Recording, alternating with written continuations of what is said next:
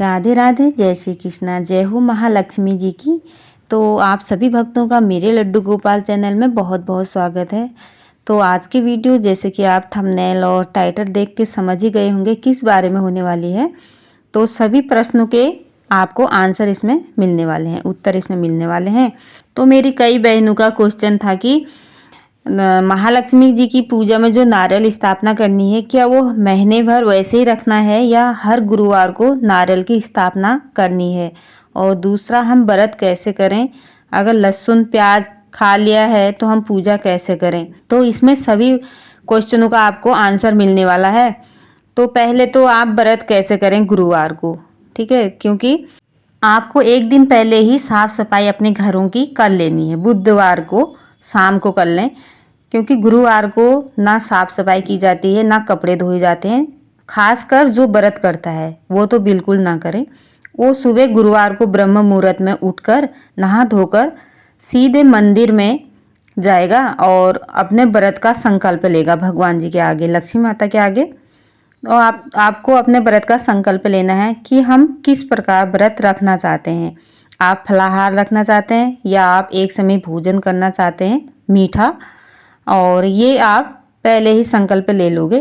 फिर आपको सबसे पहले दहलीज पूजा करनी होगी। चौकी लगाने से पहले आप गेरू से और चावल के आटे से अपनी दहलीजों में रंगोली बनानी होगी। अगर आपको रंगोली बनाना नहीं आता है तो लक्ष्मी माता के चरण आप तब भी बनाएं और उनकी पहले आप पूजा करोगे चरणों की। अपने मेन गेट में बनाएं आप और दीप धूप दिखा दें, पुष्प चढ़ा दें, और फिर वहीं से आपको चरण बनाते हुए मंदिर में आना है और सब चरणों की आपको पूजा करनी है। हो सके तो एक एक दीपक दिखा दें, रख दें वहाँ पे, नहीं तो आप दीपक और धूप दिखा सकते हैं और पुष्प चढ़ा दें हर चरणों में।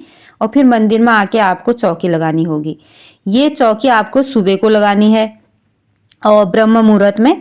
और आप लक्ष्मी माता की फोटो मूर्ति जो भी हैं आप स्नान कराओगे, अगर मूर्ति है तो। अगर नहीं है तो आप कलश की स्थापना जरूर से करेंगे। आप कलश को ही लक्ष्मी माता का स्वरूप देंगे। चाहो तो ना बाजार में आजकल माता रानी के मखुटे आते हैं, तो आप कलश के ऊपर ऐसे मखुटा लगा के नीचे से जो कलश होता है उसमें माता का लहंगा पहना सकते हैं और कलश के ऊपर आप चुनरी पहना सकते हैं, क्योंकि लक्ष्मी माता का स्वरूप देना है आपको कलश को ही। अगर आप फोटो नहीं रखना चाहते हैं तो ये भी कर सकते हैं आप। तो ये चौकी आपको सुबह लगानी है और आप पूजा करें वहाँ पे। और फिर आप दिन भर व्रत हुआ आपका, और आप फलाहार ले सकते हैं, नहीं तो आप शाम को मीठा खा सकते हैं। और शाम को भी आपको पूजा करनी होती है, जैसे आपने सुबह करी। आरती करें आप, यहाँ पे कथा भी करें, माता रानी की कथा भी सुन सकते हैं। और फिर दूसरा क्वेश्चन है कि व्रत में क्या खाएं क्या ना खाएं। अब मैंने बता ही दिया आपको कि व्रत में आपको मीठा खाना है, या आप हलवा पूड़ी खा सकते हैं, नमक ना खाएं। अगर आपकी तबीयत ठीक नहीं है तो आप सेंधा नमक का यूज कर सकते हैं। अगर तबीयत सही नहीं है, अगर आपको किसी चीज़ की दवाई लेनी पड़ती है, मैं तो कहूँगी अगर तबीयत सही नहीं है तो आप व्रत ना रखें। आप बिना लहसुन प्याज खाए, लहसुन प्याज ना खाएं उस दिन, और लक्ष्मी माता की पूजा कर सकते हैं सुबह शाम यही विधि से। तब भी आपको उतना ही फल मिलेगा जितना आपको व्रत रखने से मिलता है। और फिर आपको चौकी मैंने बता ही दी, आपको चौकी सुबह लगानी है और उसी प्रकार से पूजा करनी है। और फिर शाम को भी आपको पूजा करनी होगी। और चौकी आपको कब हटानी है, चौकी आपको दूसरे दिन सुबह को हटानी होगी।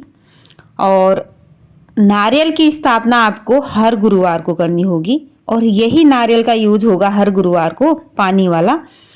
और क्योंकि अगर आप ना एक महीने तक नारियल की स्थापना वहीं पर रहने देंगे चौकी को भी, तो वहाँ पे आप साफ सफाई कैसे करोगे, क्योंकि एक महीने तक धूल तो हो ही जाती है। और आप हर गुरुवार को चौकी लगाएं साफ सफाई करके, क्योंकि लक्ष्मी माता को सफाई बहुत पसंद है। लक्ष्मी माता की पूजा में साफ सफाई होना बहुत ज़रूरी है। तो इस वजह से आपको हर गुरुवार को चौकी की स्थापना करनी होगी और कलश की स्थापना करनी होगी। इसलिए आप हर गुरुवार को कलश स्थापना जरूर से करें साफ सफाई करके अपने घरों में। और दूसरा है कि पीरियड में आप व्रत कैसे करें।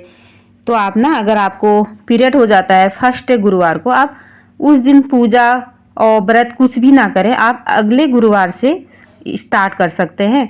अगर बीच में हो जाता है व्रत, जैसे कि आपने एक गुरुवार पहले कर लिया, फिर बीच में पीरियड होता है, तो आप घर के कोई सदस्य से आप पूजा करा सकते हैं और आप व्रत ज़रूर रखें। और आप उद्यापन कैसे करोगे लक्ष्मी माता की, क्योंकि जैसे महीने भर आपने व्रत किया तो उद्यापन करना बहुत ज़रूरी होता है। आप लास्ट गुरुवार को उद्यापन करोगे और आपको सुहागन औरतों को खिलाना होगा, भोजन कराना होगा अपने घरों में। आप 5 औरतों को ले सकते हैं, 7, 11, कितने भी अपने सामर्थ्य श्रद्धा के अनुसार आप उनको पूरी सब्जी का भोजन करा सकते हैं। और मीठा ज़रूर से बनाएं, आप खीर बनाएं, क्योंकि लक्ष्मी माता को खीर बहुत ही पसंद है। तो आप खीर बना के उनको भी खिलाएं और माता रानी को भोग भी लगाएं। आपको सभी स्त्रियों को श्रृंगार का सामान ज़रूर से देना है, या आप उनको ना आप बिंदी का पत्ता दे सकते हैं या सिंदूर दे सकते हैं, कुछ भी दे सकते हैं आप उनको। और उनके चरण ज़रूर से स्पर्श करें, आप उनसे आशीर्वाद लें। तो ऐसे करा सकते हैं आप अपने घरों में उद्यापन। तो तभी आपका व्रत पूर्ण माना जाता है। जब आप उद्यापन करते हैं तभी आपकी मनोकामना पूर्ण होती है। तो यही थी आज की वीडियो। और फिर से बताती हूँ कि नारियल का यूज, वही वाला नारियल आप हर गुरुवार को कलश स्थापना में रखोगे। तो राधे राधे दोस्तों, कैसी लगी वीडियो बताना ज़रूर।